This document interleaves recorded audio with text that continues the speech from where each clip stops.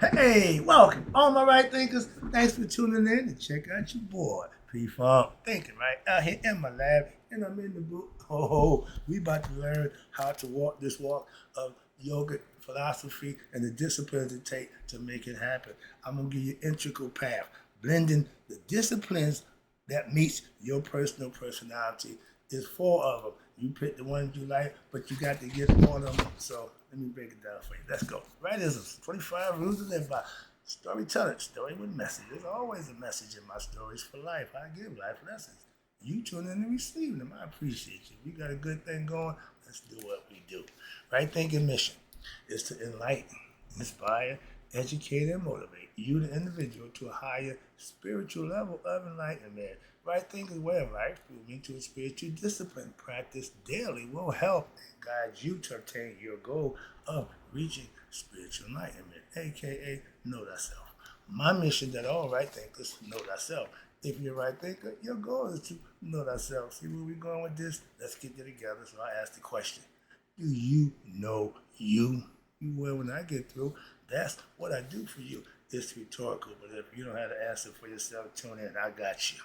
A person who knows not that they know not, is foolish. Disregard them. Don't be them. A person who knows not and knows that they know not is simple, but you can teach them. That's why I do what I do for you. Appreciate you too. Stay tuned. I got more for you. A person who knows not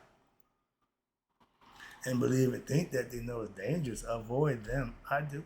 A person who knows and knows not that they know is spiritually asleep. I can awaken them. I'm the spiritual alarm clock here to wake you up with knowledge of self. That's what I do for you. It's rhetorical, but if you know how to answer for yourself, tune in. I got you. A person who knows and knows that they know is wise. Follow them. All these persons reside in you. Right thinkers know thyself and always to might not be true. Right thinkers. P-Funk philosophy on the integral path. We call it the integral path is when you blend the disciplines that you learn into your personal personality, make it suit you, so to speak. Tell it, make it to your liking. How about that? But these are the disciplines. Let me break it down for you. These are four five uh, categories of yoga discipline. We're gonna go to the four. The fifth one, we're gonna leave that alone for now. So we're gonna have emotions, reason, action, and will. I'm gonna break them all down for you. Let's go. So everybody's personality, the personality of every human being is somewhat different, meaning we are all unique in our own way. So there's no two things alike. Every snowflake fall is unique. Every human being born to the world is the same way. So stop. No, unique. I'm unique. Yeah, we all are. Spare us with the nonsense. Okay. However, the sages, educated ones, have identified the four basic factors. Now, this means it's been scientifically, all that good stuff proven. So it's four factors which are common in all human personalities. You ready? Let's go. And these factors are emotions, the heart; reason, the mind; action, the body; and will, the desire to do it and get it done. We gonna look at that. The will is meditation. Okay, that's the mind game.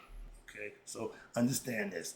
The four things. This means that in order for a human being to totally evolve, all aspects of his character and personality must progress in what they call an integral fashion. They all got to come together.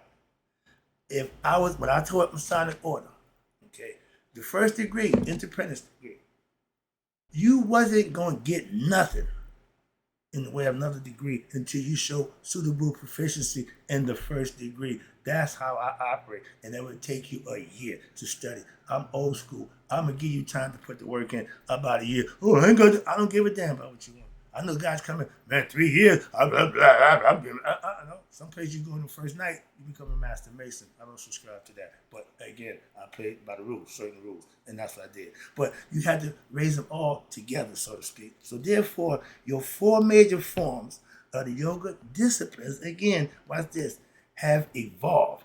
and each is specifically designed to promote a positive mental, spiritual movement in one of the areas of your personality. Again, we're rounding you out. We're trying to cover all the bases, so to speak. So the yoga of devotional love, that's the one that my Christian families, I go to church to get spiritual love. Why? We all there devoting for God. We all there for God. That's the concept that I understand. That's why I deal with them on that level. We all there for the devotion. And I give them that concept. Why? They're good people, devotion to God. They show God reverence, they show him respect, they serve him in earnest.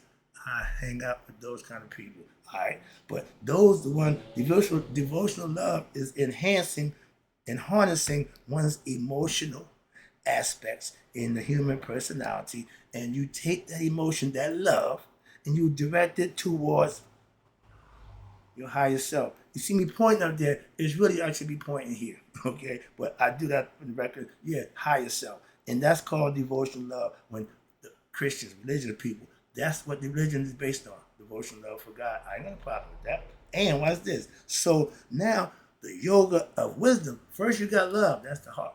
Now you got the yoga of wisdom, that will help enhance and harness what? Your reason aspect, your logic, your reason in the human personality. You got to be smart. And that's directed toward, again, higher self. I study to get knowledge of God. I want to know God. I want to understand God. I want to be proficient in God's orders so I can do his will. You have to study for that. Or have somebody teach it to you. Still got to study. Okay? And number 3, the action, yoga of action. That enhances what? Your movement and your behavior aspect of your personality, and you direct it again towards your higher self. I offer a selfless service. I give my lessons selfishly, selflessly. I don't look for nothing in return for them. I just put them out there to help somebody else. That's the concept of the selfless service. I practice that daily. So, and now you got the yoga, my favorite, meditation. That enhances and harnesses your willing aspect in your human personality, and is directed again towards what? Your higher self. Everything from yoga is directed for what? You to be connection with your higher self. We say higher self to God. Okay. Sometimes God gets higher self, supreme self, the all, whoever you want to call it, that's fine. Okay. But everything you do is directed for that purpose. See right here? This is the diagram, what do you call it? The holistic. See all 4 of them categories right there? And you see the arrows? Everything is pointing up, ain't it? You see me pointing up like this? For that reason, everything is going up to the center. That's God, okay? See that? I'm going to get to that in 1 second. I'm going to break it down for you on this page on the side. That's the second part of this page. It starts out with, thus, when you doing everything in you for your higher self, I serve God, not man. Okay, so that's the concept I follow. And it says here, you have 4 categories. First one is contentment. Contentment is when you satisfied with your situation, living situation, marriage, relationship situation, job situation. Now, if everything you wanted in your life, that's being content. And it's all about emotions, how you feel, okay? And when you devote those emotions, when you have that self-contentment, put it devotion to God, that's you becoming what? One with God. That's what God wants you to be. Content, emotional, and show devotion. That's what you can do. And that's how you move that path to spiritual enlightenment. Next one is understanding. You can't gain understanding without studying. That's reasoning. That's this thing right here. Don't just blindly take what somebody tell you and say that's what it is. You don't know. If somebody tell that's what they said. What do you know? So you got to do your own work. You got to study for yourself. You got to put the work in, okay? And when you do that, you obtain wisdom. Knowledge, experience turns to wisdom. I only teach what I know from my experience. That's how I'm wise in what the ways of life that I experience. That's all it is. I ain't got to make nothing up. And when you do these things, understanding, contentment and understanding, that leads to what? Hotep. That's peace within oneself. I can police myself. When I find myself, feel myself getting agitated, I got to find that place, that peace will take place and go there to calm myself down. That's all meditative concepts, okay? I ain't got that yet, excuse me. But then you offer what? Action. You do what you believe you should be doing. You put it to action. You practice what you study. You practice what you learn. You implement it in those things. It's called service to what? Others. Selfless service. I'm doing that right now, and I'm enjoying it. I love it. And when you do those things, that's the end result to those three. The fourth is fulfillment. I'm happy with my contentment in life, my station in life, the lessons I'm learning in life, how I'm putting into use, living my life, and I'm fulfilled. So my will to do God's work is in full effect. Why? I finish it up with meditating daily, communing with my higher self. My favorite thing to do. Talk to God. Well, no, that's you talking. I like to hear God talk. I don't talk, I listen. See, that's the difference in meditation. So let me see if I can break it down a little more finer for you. So thus, any yoga discipline of spiritual living which transforms every aspect of your character, personality in the integral fashion, leaving no aspect of your human personality behind. You can't be strong in one suit and weak. No, you have to, again, that's I give you a year to master this degree. Master this. Why? In the next year, I'm going to give you something else. But I can't give it to you until you master this. Not 3 months, not 6 months, not 8 months. I need a year. When I went to prison, they don't give a damn. When I went to see the parole board, the first time I went to the parole board, I was there for about a year, so I'm still messing around. I'm still just wild now. No, I think I'm there about 18 months. I go to parole board. 5 minutes. They said, we see you next year. Huh? Yeah, we're going to give you a year to get your stuff together. Okay. Following year, I made parole while I got myself together. So, again, a year for me personally is enough time. So, I give everybody that amount of time. That's personal. All right, but I figure a year. How you look at it, don't care. I just know a year time to study. Moving on. All right. That's just a part. But y'all who think you get one aspect of the four, oh, I got my emotional control. Watch this. These are important. Why? Because an unbalanced, an ununderstood completely concept of the disciplines will only lead to frustration, more ignorance, because now you're making stuff up, and that leads to more distractions and even more illusions. And all these things are leading you away from your higher self. For example, if a person develops what he figured his reasoning aspect, that means he's on top of his game. I understand everything. I got my emotional control. I'm doing blah, blah, blah, blah. Okay. Then that abstract their personality. But now he or she may come to believe, that's that word again, that they have discovered the higher self, right? However, when it comes to actually dealing with it, you got two areas. You got the speculative and you got the operative. Everybody can think they understand. Everybody can believe they get it, they understand it. But how many people can actually operate it when it's time to do it? Can they function? And this is the question right here. However, when it comes time to dealing with a personal problem of life, such as the death of a loved one, we always, I'm a victim of that when my man passed. I lost it. I was mentally destroyed. I didn't have no composure. I was done. Okay. I had to read the eulogy. Toughest thing I had to do. Why? My son wrote it. So these are my son's words talking about the guy. And I'm like, man, I'm freaking out. Okay. Got through that. Now, before I got enlightened, so I wasn't prepared. I didn't handle it well. Okay. But now, again, this is a perfect example. Now that you claim you got your stuff together, so when that happens, they cannot control their emotions. Swear to God, they got it. Yeah, they done studied, they done read, blah, blah, blah. But now it's actual showtime. If you practice like you play the game, there's won't be a difference when you're trying to do it in front of somebody or do it with somebody. I do this daily. I practice this. So whenever I got to do it, that's not a problem at all. But if I didn't, no, don't work that way. Again, they've proven to you, you can think what you want, but the actual fact, when it comes down, a lot of people fail. They fall short. Or they can't control their emotions. Or watch this. Or they are tempted to do something wrong, a.k.a. unrighteous. An excuse to do something wrong. We love that. We love to have an excuse when we want to do something wrong. All we need is an excuse. Just give me an excuse, and I'm good to go. Why? Blame it on somebody. See, right there. So, and they find some reason to do something unrighteous, such as what? Smoke, get high, or drink with something that they ain't supposed to be doing, something that they claim they don't do. They're all self-righteous. Now all of a sudden, somebody died. Give me some. I need a joint.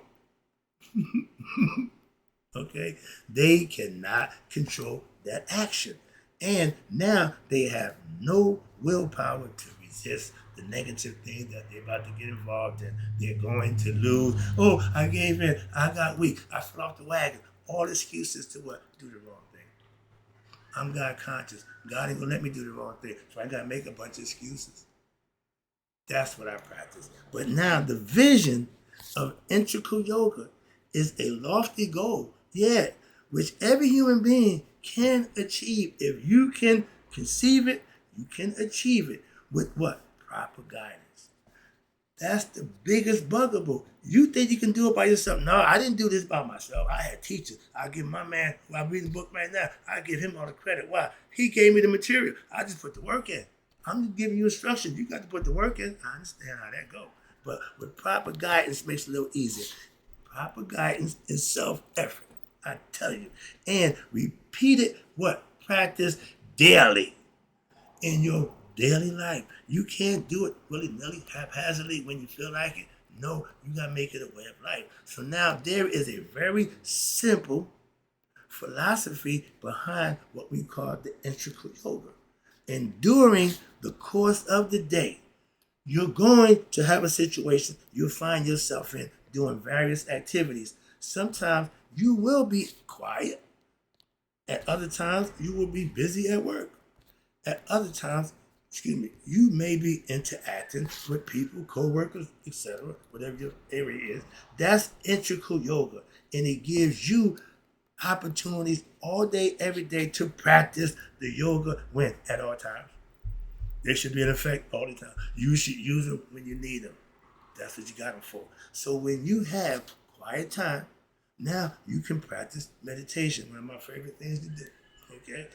When at work, you can practice righteous action. Just doing stuff, selfless service. Doing it because it's the right thing to do. That's a good thing to do. When you get habit forming, you're just a nice guy. All of a sudden, I hold the door. I'm the doorman. I go to place, I'm holding the door. And everybody, what the hell that's about? And one day, I don't give a damn about nobody. I walk through the door on my own. See? Different mindset. And when you have your leisure time, you can spend it any way you want. I like to spend mine studying and reflecting on what the teachers, and when you feel the sentiment of love for others and objects for yourself, now you can practice remembering what? The divine self, aka God, who what? Made it all possible. My pastor does a good job giving God thanks before, during, and after. I'm saying that's called God conscious. Okay, I'm fully aware of that statement, that concept. So again, when you made it possible, God, for you to have the experience and the company of those personalities, or the opportunity to be able to acquire certain objects of your affection. From a higher perspective, you yourself can now practice what? Self-reflecting, and that's reflecting on how the people and objects in creation are expressions of what? The divine self. And this movement will lead you to what? Spontaneous, perpetual state of ecstasy, bliss, hotep, peace, a mind, bliss, which are all hallmarks of what? A spiritually enlightened person. We call them holy rollers, the sanctified people in church. My pastor's mother, she is the nicest person you could ever meet. She ain't doing nothing out of the ordinary. She just being her. And that's what I like about her. You ain't got to be phony. You ain't got to put the air on. No, just be you. Okay? That's what I go to church for, to get that spiritual love, I call it. Okay? So the purpose of having or mastering the integral yoga is so that therefore now you can promote integration of what? Your whole personality, every aspect of your being is being covered and mastered, which will lead to you being a complete spiritually enlightened being. Akus, an enlightened being walking the earth. Thus, integral yoga should be understood as one of the most effective methods to practice mystical spirituality, aka gaining knowledge of self, becoming what? Enlightened. This is the best way to do it. Now, I'm gonna do it. I'm not gonna stop. So now let's get to the important part. The important point here is to remember that all aspects of the yoga disciplines can and should be used in your daily life in an integral fashion to be able to generate the efficient and the harmonized spiritual movement in you, the practitioner. Therefore, while there may be an area of your special emphasis, mindless meditation, self-service, okay, devotional. Hey, I love I find favor in all of them. Wisdom and devotional love. Okay, Tantra ain't my favorite. All right, so other elements are bound to become part of your yoga program as needed on your daily life. For example, while a yogin may be placed emphasis, that's the female, in the yoga of wisdom. That's I said Haru, that's the first one. And that's gaining wisdom. They may also practice what? Devotional, yoga, love, and meditation together alongside with the wisdom study. That means you're acquiring knowledge in every aspect and every area. And you're doing that so what? You will be proficient when you need to be, when you have to be. So further, it must be understood that you practice one path of yoga each year to master that area.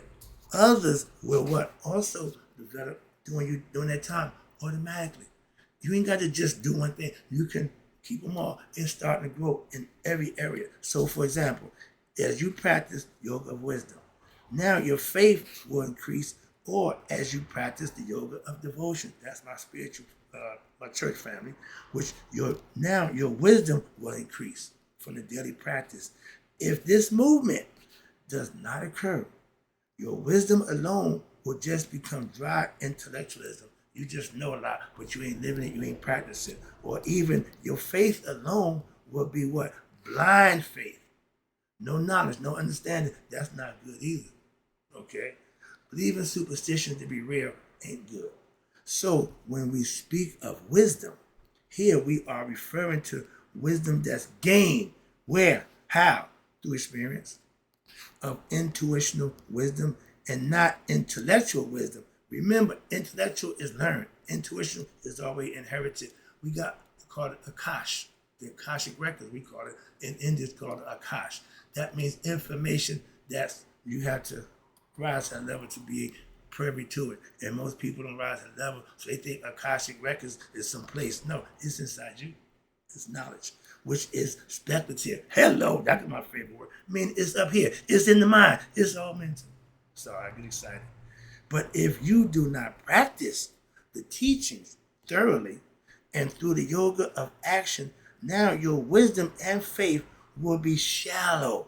Why? Because you have not experienced the truth of the teachings, which allow yourself the opportunity to taste the knowledge of your faith. Your belief should come to fruition. If you dealing with belief and they never came to knowledge, that's the wrong place. Why? It ain't going to materialize to nothing. If you do not have introspection, self-reflection on your faith, now your wisdom and your actions, you will be only externalized and you will be agitated and distracted because it ain't working out for you. You got the right idea. You think it, but you're not manifesting it. You're not putting it to use. All it is just ideas. You know them guys, they can think of everything, but none of it comes to fruition. That's what they said right there. That's what that is right there. Perfect example. Your spiritual realization, meaning you come to realize you and God are one. That's a reality. That ain't a story. That ain't a belief. And with studying and practicing and putting your faith well grounded in belief in the truth, you will find out for yourself. And what happened? Your spiritual realization will now be insubstantial, weak. Why? You haven't done the things you need to strengthen it.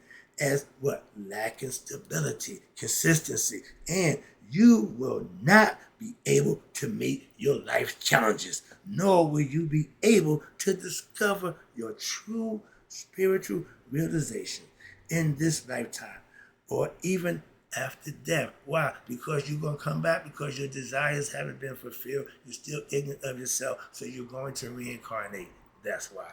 And therefore, the integral path of yoga with proper guidance from moi, or guidance from a sage, guru, a saint, whatever, is the most secure and proficient method to be able to achieve your genuine spiritual enlightenment. You have to have a teacher to guide you along that path. I'm here to do just that. And now let's get into the integral and wrap it up with this page right here. Everything is for God. Everything is for God. Look at each four of them. Each one of them is going to take you to God. Let's go through it right quick. I done talked about it. Now let me wrap it up. I told you what I'm going to tell you. I told you. Now I'm going to tell you what I told you. That's teaching. Let's wrap it up. Integral holistic yoga. This is the process of every personality integration, meaning you have to have love, emotions, reason, action, and will. And with these things, love is contentment, emotions, and that's the yoga of devotional love to God. And that's being able what? To control one's ego, your emotions, feelings, and you direct that control towards the divine, aka God. The next one is understanding by daily studying and being proficient in the study by implementing them and using them. That will give you what? Reason, logic, thinking. Your left side of the brain is starting to work. Yoga of wisdom. You can't get to God ignorant. Understanding is giving you what? Divine mystical psychology. You're studying the stories, you understand, you learn them, and you're understanding what's being presented to you. You're comprehending the lessons, and now more important, you implement them. And you will find peace through what? Your daily actions of righteous and virtuous living, selfless service, and doing the right thing for the right reasons. These are all things that you got control over. And these are things that once you master them, I'm freaking out because I have gained mastery of them through the years. I'm laughing at myself saying, yeah, it's possible. When I first started out, I said, man, now it's so simple. So for those who learn it, trust me, pay attention. Self-control, selfless service, that's how you purify your heart. There you go. And that's Hotep. You get supreme peace from the right actions, living and doing the right things. Okay? Number 4, and my favorite, fulfillment of all these by what? The will to yoga of meditation. To go inside yourself, to meditate, to let God download information to you, and you can be your best self. You're being guided by your higher self. And this means yoga of meditation means daily meditation, study of one's mind, and to be able to develop your inner psychic powers, your ability to what? Do and be your best self. When you're putting forth the effort, you can do anything. Y'all say, I can do anything through Christ who strengthened me. These qualities is like Christ. They strengthen you. Okay? So you can do all things in life. This is what I'm giving you, knowledge of self. All you have to do is practice it for yourself, and it becomes yours. Hope you enjoyed the lesson. I got to go. Right thinkers, in closing, may you all live to be 100. Me 100 miles a day. So I've known my right thinkers who now have a better understanding of the integral path of the yoga disciplines from emotions, reason, action, and will have passed away. I'll be right back. Oh, I got more.